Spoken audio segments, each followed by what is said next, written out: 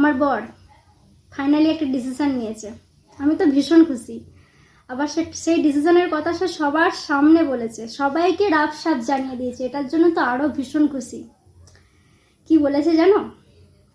বলেছে আমরা যেখানে কাজ করি হয় ফ্যান আছে নয়তো এসি আছে, কিন্তু আমার ক্ষেত্রে আমার মতো আরও সব যারা হাউসওয়াইফরা রয়েছে তাদের জন্য, তারা যেখানে কাজ করে মানে তাদের তো কাজের জায়গা ওই রান্নাঘরটি, বেশিরভাগ আমরা ওখানেই থাকি।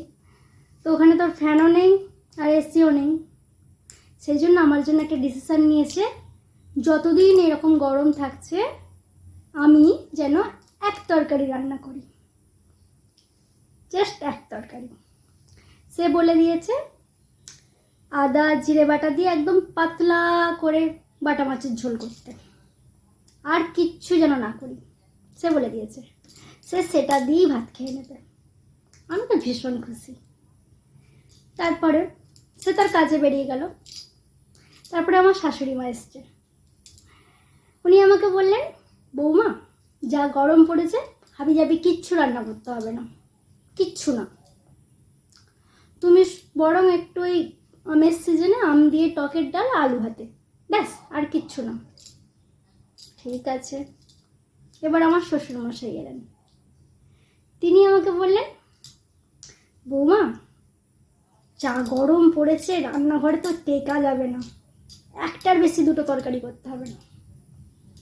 তুমি একটা সব রকম দিয়ে মৌরলা মাছ দিয়ে একটা ঝাল করে দাও, ওই দিয়েই ভাত খাওয়া হয়ে যাবে, আর কিচ্ছুটি করতে হবে না। আমি বললাম বেশ তাই হবে। তারপরে আমার প্রিয় ননদ সে এসে আবদার করলো, বৌদি কিচ্ছু না, তোমার হাতে চিকেনটা একদম খাসা হয়, শুধু একটু চিকেনটা করে দিও, আর কিচ্ছু করতে হবে না এই গরমে, ওই দিয়েই ভাত খাওয়া হয়ে যাবে, বেশ। তারপরে দেওর এসে আবদার করলো, বৌদি যা গরম পড়েছে কিচ্ছু রান্না করতে হবে না, একটু বাজার থেকে মটন নিয়ে এসছি, মটনটা একদম পাতলা করে ঝোল করে দাও। বললাম ঠিক আছে তাই হবে। সারাদিন ধরে ওই একটা রান্নাই করে চলেছি, সবার একটা একটা করে রান্না করে চলেছি। কি সুন্দর তাই না? কি মজা, কি সুন্দর। সবাই আমাকে একদম একটা করে রান্না করতে বলেছে এই গরমের জন্য, সবার জন্য একটা একটা করে আমি রান্না করছি, ব্যাস। এই তো বিন্দাস আছি, কোনো চাপই নেই। সবাই কত একদম আমাকে রিলিফ দিয়ে দিয়েছে একটা একটা করে রান্না।